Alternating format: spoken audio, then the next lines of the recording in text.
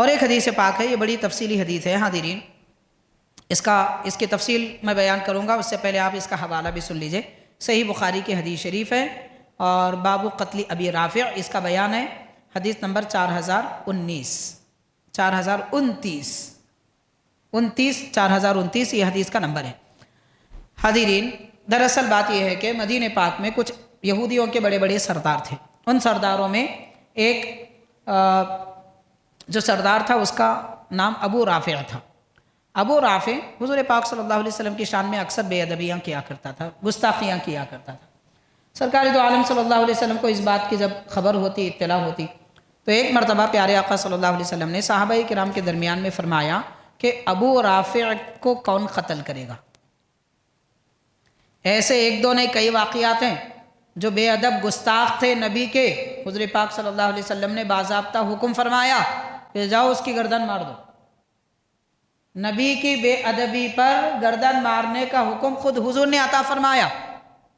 اللہ کے نبی حاکم وقت ہیں، آپ کو اختیار ہے، آپ نے یہ حکم فرمایا، اور امت میں اسلامی سلطنت اور حکومت والوں کو آپ حضور پاک صلی اللہ علیہ وسلم نے یہ تعلیم دی کہ تمہاری سلطنت میں اگر اہل اسلام کی حکومت اور سلطنت میں کوئی سرکار کی بے ادبی کرے، اسے زمین پر جینے کا حق نہیں، اس کی گردن مار دو۔ باضابطہ حضور کا فرمان ہے، لیکن یہ عام انسانوں کا کام نہیں ہے، بادشاہ وقت، حاکم وقت کا کام ہے۔ عام انسان قانون اپنے ہاتھ میں نہیں لے سکتا، ہم کو قانون کا پابند بنایا گیا ہے۔ ہم جس ملک میں رہتے ہیں اس ملک کا قانون ماننا ہم پر لازم ہے۔ بہرحال حاضرین کرام، حضور نبی کریم علیہ السلام نے ارشاد فرمایا، ایک صحابی اٹھتے ہیں، عرض کرتے ہیں کہ حضور آپ مجھے اجازت عطا فرمائیے کہ میں جاؤں گا۔ وہ صحابی کا نام ہے حضرت عبداللہ بن عتیق رضی اللہ تعالیٰ، حضرت عبداللہ بن عتیق رضی اللہ تعالیٰ۔ چند صحابہ کرام کو لے کر وہ نکلے۔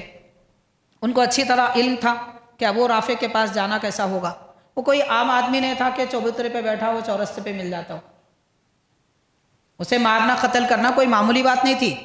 مدینہ پاک کے باہر اس کا اپنا ایک ذاتی قلعہ تھا، محل نہیں تھا، قلعہ تھا اس کا، اور اس قلعے میں 2000 سے زیادہ لوگ رہتے تھے۔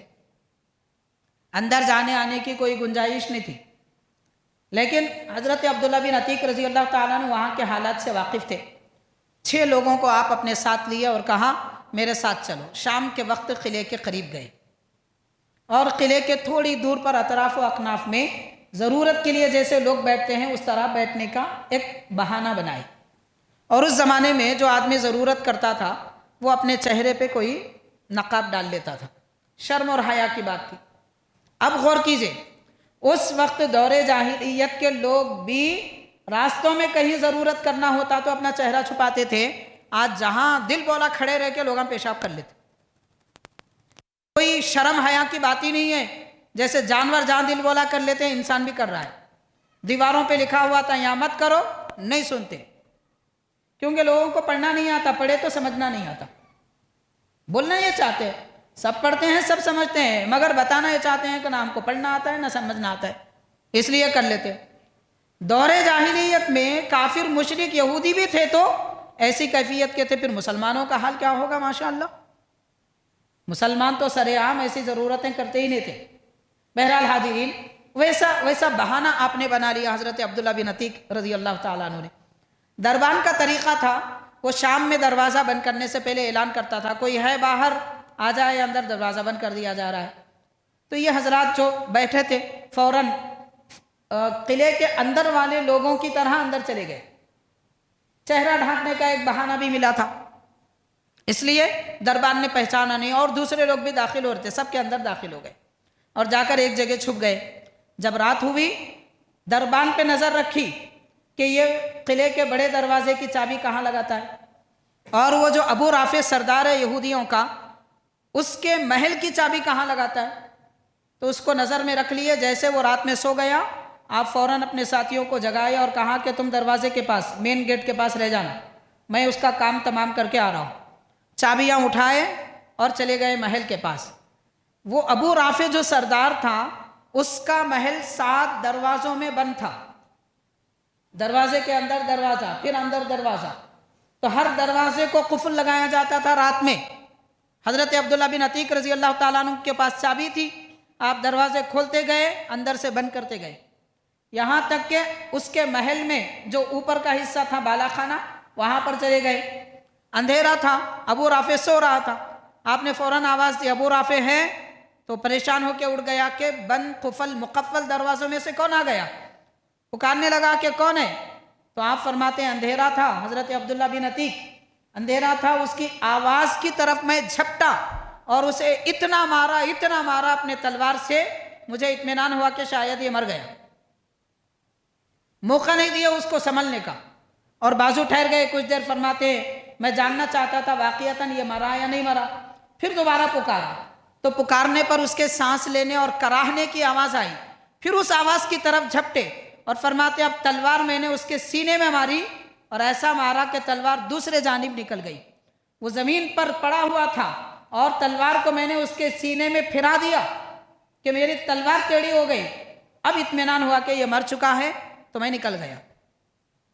فرماتے ہیں سیڑھیوں سے اترنا تھا، رات کے اندھیرے میں میں سمجھا کہ میں زمین پر قدم رکھ رہا ہوں، مگر بیچ میں ایک سیڑھی تھی، سمجھ میں نہیں آیا، اس وجہ سے پاؤں پھسل گیا اور آپ کے پاؤں کی ہڈی ٹوٹ گئی۔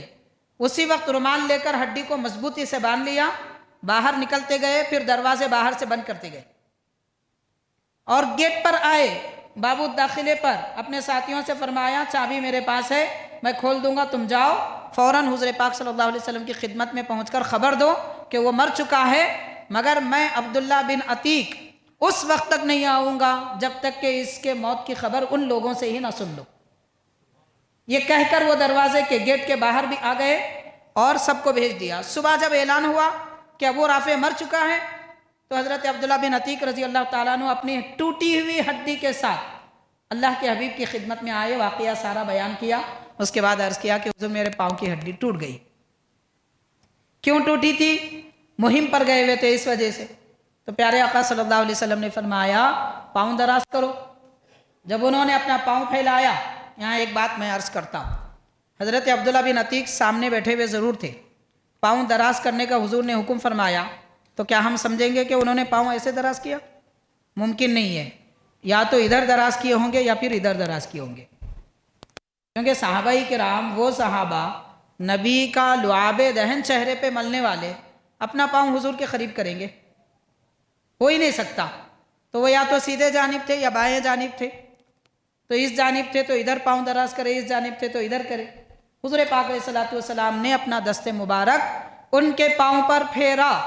وہ صحابی فرماتے ہیں کہ اسی وقت میری ہڈی جڑ گئی، درد ختم ہو گیا اور میں ایسے محسوس کیا کہ نہ پہلے میرا پاؤں ٹوٹا تھا، نہ درد پہلے تھا، نہ بعد میں ہے، نہ اب ہے، ہمیشہ کے لیے درد ختم ہوا۔ درد ختم ہی نہیں ہوا، پاؤں کی ہڈی بھی جڑ گئی۔ ہڈی جڑنے کے لیے 6 مہینے سے 1 سال لگتا ہے، لیکن حضرت عبداللہ بن عتیق رضی اللہ تعالیٰ عنہ کے پاؤں کی ہڈی بھی جڑ گئی، درد بھی ختم ہو گیا، صرف نبی پاک صلی اللہ علیہ وسلم کے دست مبارک کی برکت کی وجہ سے۔ حضور نے اپنا دست پاک پھیرا تھا ان کے قدم پر۔ تو اب غور کیا جائے، وہ نبی، رحمت والے نبی، کونین کے تاجدار، اللہ نے ان کے دست پاک میں شفا رکھی ہے، اس نبی کو یہ نابکار بدکار کیا سمجھیں گے جو اپنے جیسا بشر نبی کو سمجھتے ہیں؟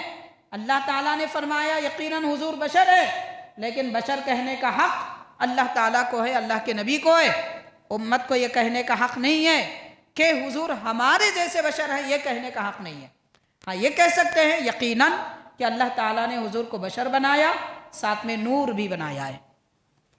بہرحال حاضرین کرام، صحابہ کرام حضور پاک صلی اللہ علیہ وسلم کے ذات پاک کے ساتھ عقیدت ایسی رکھتے تھے۔ اگر ہمارا ایمان صحابہ کرام کے جیسا ایمان چاہیے تو پھر عقیدت بھی ویسی رکھنی چاہیے، اور ان کی عقیدت حقیقت پر مبنی تھی، یعنی وہ عقیدت رکھتے تھے کہ حضور اگر چاہیں تو میرے پاؤں کی ہڈی جڑ جائے گی، درد ختم ہو جائے گا، جیسے انہوں نے سمجھا سرکار کے دست پاک سے ان کو ویسا ہی فیض ملا، ویسے ہی برکت ملی۔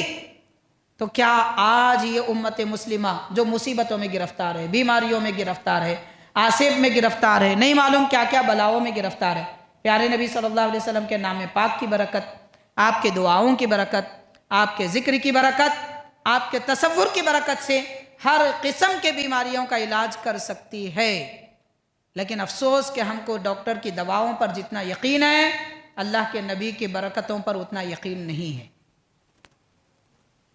حقیقت ہے، یہ یقین نہیں ہے ہمارے پاس، وہ یقین پیدا کرنا چاہیے جیسا کہ صحابہ کرام نے دیکھا ہے اور ان کے ساتھ یہاں پہ ثابت ہوئی۔ اب یہ جو حدیث پاک جو آپ نے سنی ہے حاضرین، یہ صحیح بخاری کی حدیث ہے، باب قتل ابی رافع، بخاری جلد دوم اور حدیث نمبر 4029۔ واضح طور پر یہاں بتایا جا رہا ہے کہ حقیقت میں صحابہ کرام اپنے ہر درد کا علاج پورا کرنے کے لیے، شفا پانے کے لیے اللہ کے رسول صلی اللہ علیہ وسلم کے دربار میں حاضر ہوتے تھے۔ حقیقت ہے، یہ کوئی بناوٹی بات نہیں ہے، ہم زبانی کچھ بھی کہہ لیں مگر صحابہ کرام کا ایمان تو یہی ہے اور وہ ایمان اس طرح ظاہر ہوا ہے۔ یہ نمونے کے طور پر ہم نے آپ کے سامنے 3 بخاری کی حدیثیں رکھی، باقی دوسری کتابوں کے احادیث شریفہ ہیں، ان ساری احادیث پاک کو اسی پر قیاس کر لینا چاہیے، یعنی جب یہ ہو سکتا ہے تو سب کچھ ہو سکتا ہے۔ حضور نے دست مبارک پھیر کر ہڈی جوڑ دی، درد ختم کر دیا ایک لمحے میں، تو پھر پیارے نبی کیا نہیں کر سکتے؟ تو کیا کیا کر سکتے ہیں اور کیا کیا ہوا ہے وہ دوسرے کتابوں میں ملتا ہے۔